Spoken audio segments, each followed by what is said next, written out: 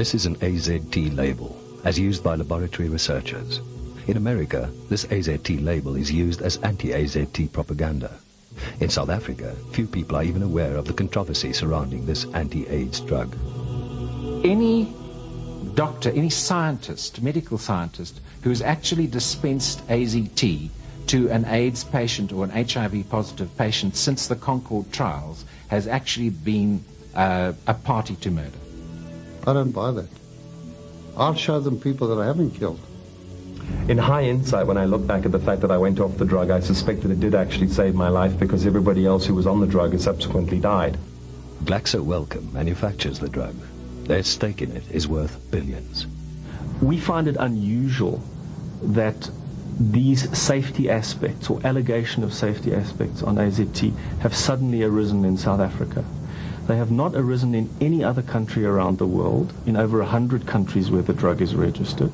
There is no other regulatory body which is on the same terms as the Medicines Control Council that is reviewing AZT because of safety problems. If it is the first time, and somebody has to start. The government has refused to supply the drug for free. This saves them billions. What we are trying to do is to put on the table information so that the citizens of this country, if by any means, which are illegal means, if by any means they get hold of AZT, they do it knowingly so that tomorrow nobody should say we were not told. HIV expert Ruben Scher believes AZT is a lifesaver if used correctly. At certain doses the drug can kill you, and certain doses it can be beneficial. Professor Mhlongo investigated AZT in London. He believes the drug can be a death sentence. My opinion about AZT is that it is a drug which is highly, highly toxic. And in fact, if you were to take it for a longish period, 3 months or more, you may develop a syndrome much more serious than AIDS itself. David Patient lectures on HIV and how to live with HIV. He was one of the first people to test the drug at maximum dosage. In about 2 months of taking the drug, I noticed tremendous side effects. I developed pains, severe pains in my legs. I developed the night sweats, the diarrhea, the myositis, which is the wasting away of the legs and the inflammation of the tissue surrounding the muscles. Very uncomfortable experience. I noticed a lot of nausea, liver problems with a lot of people who were taking the medication. In that process, I noticed that the very things that the drug was supposed to be combating, it was actually creating. And I said, well, if I'm going to die, I don't want to feel like this. Next question. David went off the drug. He's been HIV positive and healthy for 17 years. If I look at my immune function now, I'm probably healthier than you. Brett Anderson was recently diagnosed HIV positive. The AZT he uses is a quarter of David's dosage and is part of a cocktail.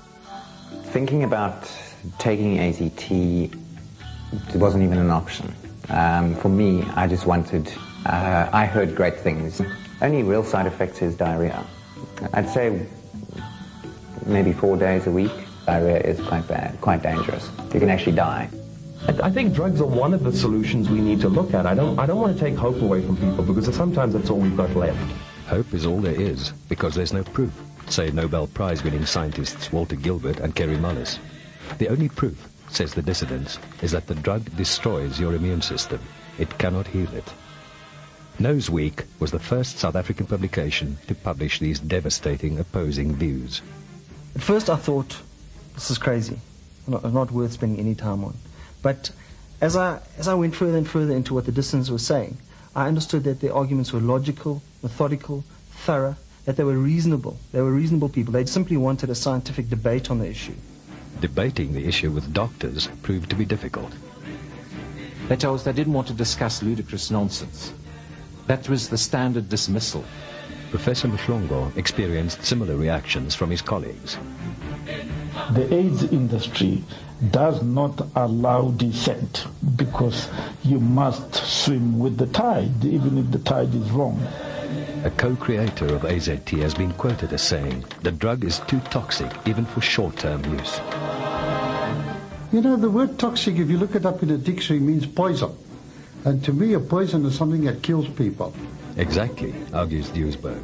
The drug is a form of chemotherapy. It is designed to kill body cells, not to heal them.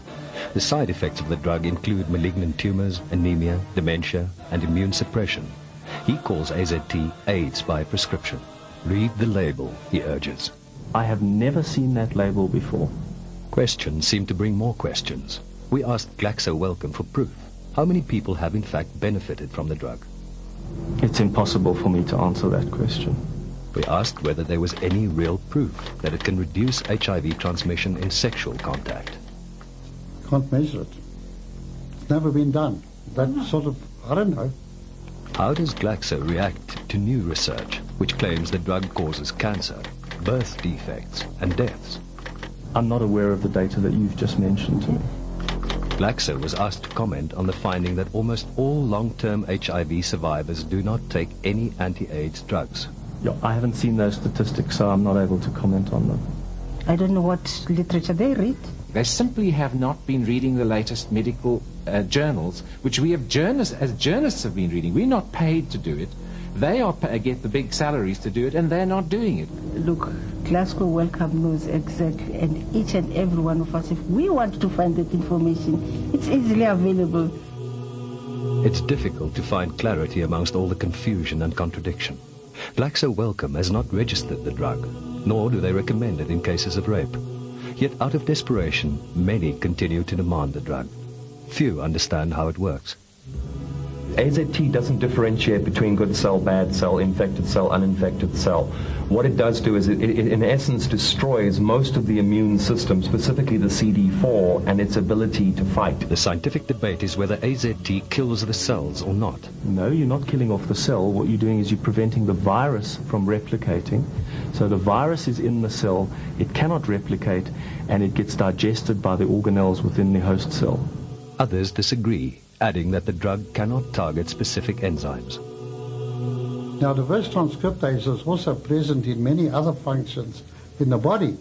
So although we were assured initially that it would only act because it was specific for the HIV reverse transcriptase, it would seem that that's not quite the truth.